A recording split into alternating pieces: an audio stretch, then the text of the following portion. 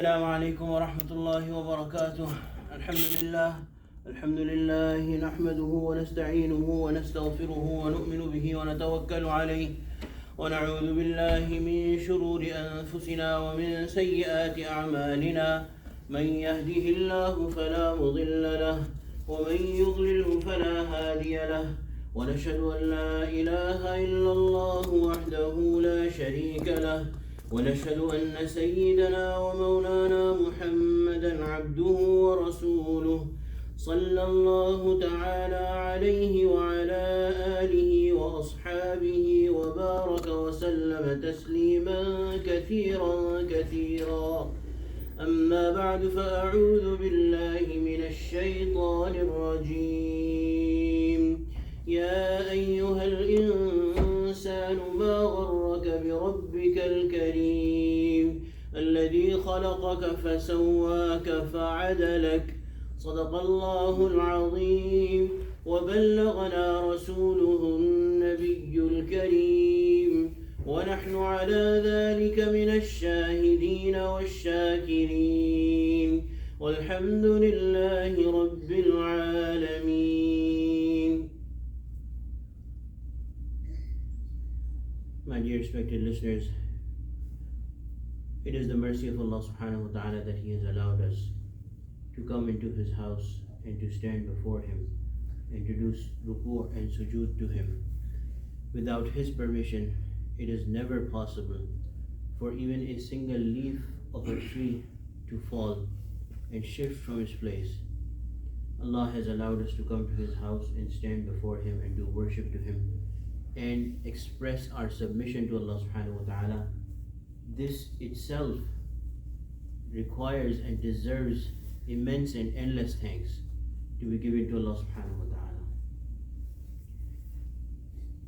As the time and as the world is going away from the time of our Nabi sallallahu alayhi wasallam, when he was alive on the face of this earth, and the time of his Sahaba and the pious predecessors, as forecasted by our beloved Nabi sallallahu alayhi wasallam, the khairul qurun are gone.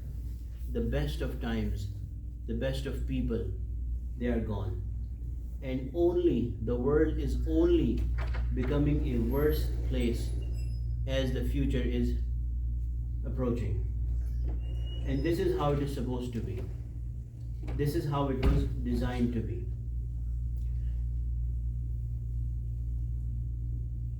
We, living in these times, in this day and age, are seeing things that deviate from nature and are so far away from truth and are based on such falsehood that was never experienced, not even heard of by our elders, the people who have gone from this world. Such falsehood, such baseless claims.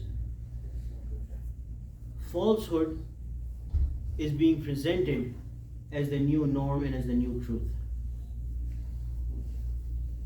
People are drifting away from nature and the reality, and they are proud of it. And people are saying that this is how it was supposed to be, and nobody ever figured it out. Hashahu wa kallah, na'udhu billahi min dhalik. But the promise of Allah subhanahu wa ta'ala is that as the challenges increase, the help of Allah is also going to increase. Allah wants to see all of His creation successful. And Allah's help and His helping hand is always extended towards the creation. So before we start the discussion that I intend to start, inshallah, the first, laying the ground, we need to understand that who is Allah subhanahu wa ta'ala? Who is our Rabb, our Allah subhanahu wa ta'ala? The one who has created us when we were not there. The one who has provided for us all along. The one who has made system after system after system to provide for us and to take care of us. Jazakallah khairah. I am speaking in the brother's translation. La ilaha illallah.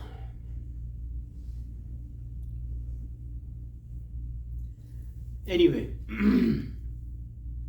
so the system, Allah subhanahu wa ta'ala, before putting us into this world, He created many layers of protection and many layers of provision that Allah is going to take care of you. Allah will always be there for you. And in the book that Allah subhanahu wa ta'ala finally gave to creation, to humanity, Allah subhanahu wa ta'ala in multiple places, Allah subhanahu wa ta'ala has assured us that He is closer to you than you can ever imagine. He's right there with you. If you are alone, He's the one with you. If you are two, He's the third with you. Any number greater or smaller than this, Allah is with you. Allah is there to take care of you. Think about it. If Allah did not love us, if Allah did not have a plan for us, why would He create us? Why would He provide so many things for us? Allahu Akbar. So first and all, before everything else, we have to understand that Allah, who is our Allah, and what is our relationship with Allah subhanahu wa ta'ala. Oftentimes when we read about our deen and the things that Allah has told us to do, we deal with Allah, not saying it in words, but we think that na'udhu billah, Allah is hashahu wa kallah, a boss. He's someone who wants us to do things because He likes those things to be done, and it na'udhu billah somehow increases or satisfies His ego. Na'udhu billah. That we treat Allah subhanahu wa ta'ala and the commands of Allah subhanahu wa ta'ala, we deal with them in such a way that we say that Allah wants me to do this because Allah is going to punish me if I don't do it, and Allah is going to be happy with me if I do it. Those are things that are true. But why has Allah given us those commands? Why has Allah made that system? Allah loves us, and Allah wants us to be successful. And Allah has shown signs of it all across, within our bodies and outside of it. You pick up anything that we get, that we use, any faculties that we have within ourselves, and you start thinking about it, you will find out that Allah has given it to me without earning, without deserving. I did not have anything. A very simple question to ask yourself is that, as I like to mention a lot, that a father picked up held their child by hand and said, "Whose hand is this?" And the child said, This is mine. This is my hand." The father said, "Did you buy it from somewhere?" And he says, "No." He said, "Did you then make it yourself?" He says, "No." Then how could it be yours? It has been given to you by Allah without you paying anything, without you deserving it. Everything that we have. And Allah, when has done so many benefits, so many favors to us, then there is no conclusion apart from that Allah really immensely loves us. And Allah cares for us. Now when we know that, now when we think about that, now when we approach the Sharia, there will be things that Allah will tell us to do, but they are for our very own benefit. Our own benefit. Allah does not gain anything out of it. The Prophet ﷺ has told us, if all of you become obedient, it is not going to increase Allah in status by one bit.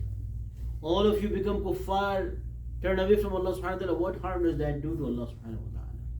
Everything, the Sharia, everything that Allah has given it to us, it is for us. And then on top of that, mercy over mercy is that Allah has made it mandatory.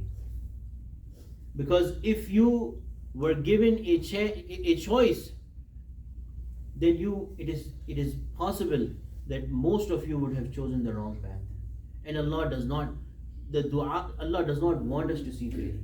Allah does not want to see us fail. Rabbana zalamna anfusana, the first sin that a human ever committed, Allah taught them the words, Rabbana zalamna anfusana. Ya Allah, we have wronged ourselves. We have transgressed against ourselves. We have been cruel to ourselves. وَإِن لَمْ تَغْفِرْ لَنَا وَتَرْحَمْنَا, and if you do not forgive us, and if you do not show us mercy, لَنَكُونَنَّ مِنَ الْخَاسِرِينَ, Ya Allah, will become among the losers. Why does Allah care? Why does Allah care? You become the losers if you want to.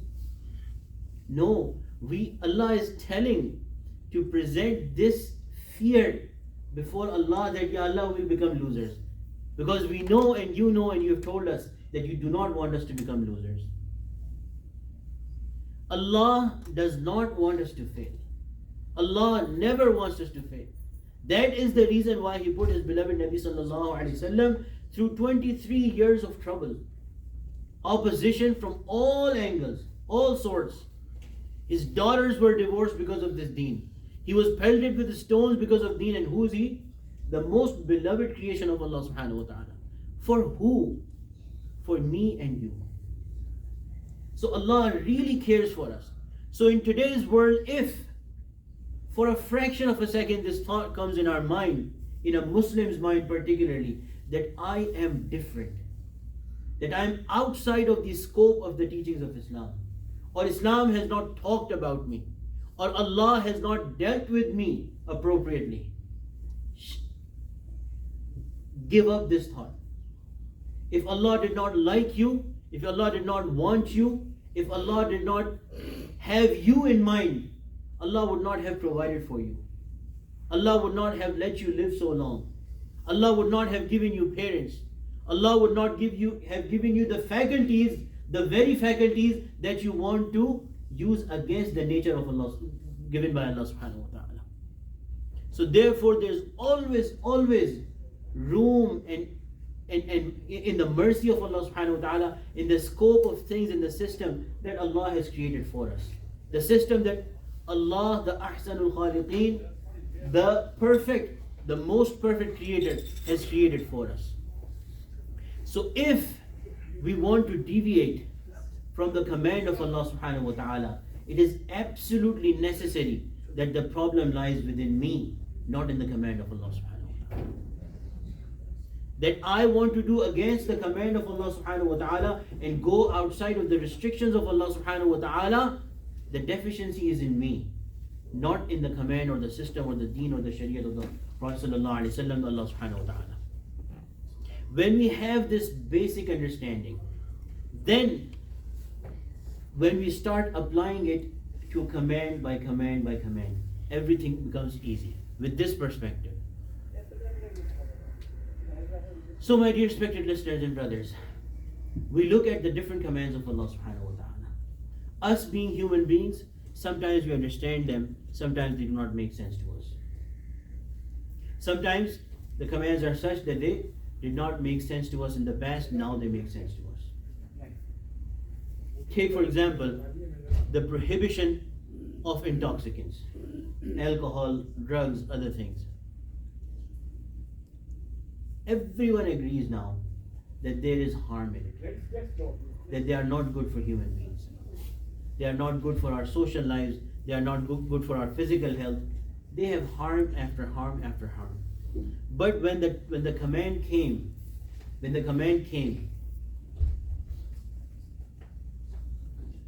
it might be surprising for you to learn that alcohol was very prevalent in the life of Sahaba. They used to use it, they used to trade it, they had stores of it. But when the command of Allah subhanahu wa ta'ala came, they did not ask the question, what is the reason or logic behind this? Or we really love this, or this is part of our life or our nature, or this is how we are. This is what we cannot live without. This is what makes us happy. Does Allah not want to see us happy? Does Allah not want me to be happy? Does Allah not want me to live my life the way I want to live it? The way I want to be? The way I have been for as long as I can remember? No. When the command came, they had this strong understanding that everything that our Allah is telling us is for our own benefit. So the narration goes that the day when the alcohol, this was prohibited, wine was prohibited, there was rivers of wine and alcohol flowing in the streets of Medina. All the stores that they had, on one command of the Prophet ﷺ, they wasted all of it. They destroyed all of it. Ridwanullahi alayhim ajma'in. May Allah make us those who understand deen like the Sahaba did and practice deen like the Sahaba did. So when we get a command from Allah subhanahu wa ta'ala, or we learn about a command from Allah subhanahu wa ta'ala which we do not like, which apparently takes away from the pleasures of our life, or so we think, or it takes away from the pleasure of our life the way we want to derive it. And Allah tells us, no, you can get that same pleasure but get it in some other way. There is a halal way of doing it. There is a permissible way of doing it. Then we have to tell ourselves, no matter how much I think that this is not for me, it is for me. And no matter how much I think that what I want to do is the only way for me, it is not for me. In the long term, it is going to be harmful for me, because my Allah subhanahu wa ta'ala said it. We will not run away from Allah subhanahu wa ta'ala. We cannot run away from Allah subhanahu wa ta'ala. Ya ayyuhal insan, ma gharraka bi rabbikal kareem. Your Kareem Lord, your very merciful, very giving Lord, who are you running away from? What has put you in deception to make you run away from your Lord? Alladhi khalaqaka. He is the one who's created you. He knows you inside out. He knows you better than you can ever know yourself. Alladhi khalaqaka fasawwaka. He has not only created you, but He has perfected you. He's straightened you. He's giving you all the right qualities. So don't say that I'm like that by birth. That does not hold anything. That does not hold any value. What Allah has told you, that is who you are. Because your Creator is telling you. The one who created you, He is telling you that this is how you are and this is your nature. This is how you're supposed to be. And this is your deen. And this is your way of life. And this is in your best interest. فَعَدَلَكَ.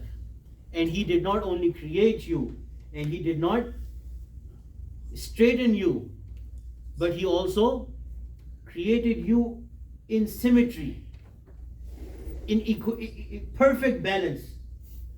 He gave you the perfect balance in your looks, in your appearance, and in your nature as well. May Allah subhanahu wa ta'ala grant us an understanding.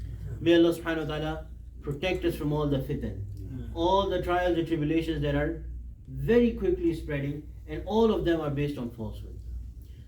The one thing that is going to enable us to deal with all of those things is to have the nur in our hearts, the nur of hidayah, the nur of Allah subhanahu wa ta'ala.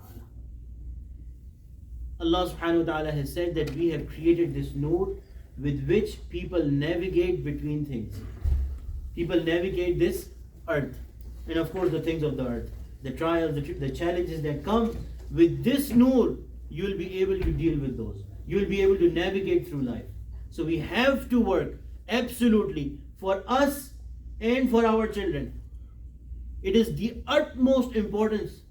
It is of utmost importance, the utmost important need of time, that we have to work on getting this nur in our hearts and in the hearts of our children, the hearts of our future generations. Because just like we are seeing what our elders never saw or thought about, they are going to see much worse. And they have to be able to deal with it. They have to live in this world and this society. They have to have this nur of Iman. And this nur of Iman, Allah subhanahu wa ta'ala has told us, it is found fi buyutin. It is found in the houses where Allah subhanahu wa ta'ala has commanded that the name of Allah is raised. And in the hearts of people, Rijalullah tulhihim, those people who are not affected by this world, who do not forget about Allah subhanahu wa ta'ala when they are engaged in the things of this world. Their amwal, their other things, they never distract them from Allah subhanahu wa ta'ala. So therefore, this inshallah, this is something that is the remedy, the way to deal with this. So therefore, I'd quickly mention it inshallah every Friday that we talk about it, that the only solution, the only energy that we can get, and the only right guidance that we can get to deal with these challenges is from the buyut of Allah subhanahu wa ta'ala, the houses of Allah subhanahu wa ta'ala, and the people of Allah subhanahu wa ta'ala, as proven from the Quran. So therefore, for the sake of our children, and for the sake of our sanity and the protection of our iman, it is very important that we connect and frequent the houses of Allah subhanahu wa ta'ala and the gatherings of the people of Allah subhanahu wa ta'ala. May Allah grant us understanding. May Allah subhanahu wa ta'ala accept what was said and heard. And may Allah subhanahu wa ta'ala protect us from all the challenges. Ameen ya Rabbil Alameen. May Allah create the best of effects of what was said and heard over the hearts of the speaker and the listeners. Ameen ya Rabbil Alameen. Brothers who have prayed the sunnah should do so now.